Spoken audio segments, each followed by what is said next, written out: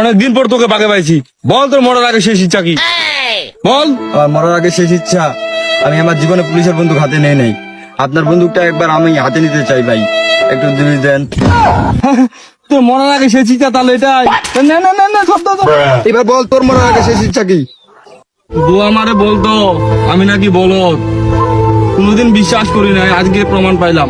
বউ, ও বউ, তুমি ঠিকই বলতা, আজকে প্রমাণ পাইলাম আমি কত বড় বলদ। এই বেটা চুপ, আমার কান্নাকাটি পছন্দ না, আমি আবার ইমোশনাল হয়ে যাবো। তুই মরার আগে শেষ ইচ্ছা কি তাড়াতাড়ি বল, তাড়াতাড়ি বল, আমাকে আবার অন্যখানে চুরি করতে যাইতে হবে।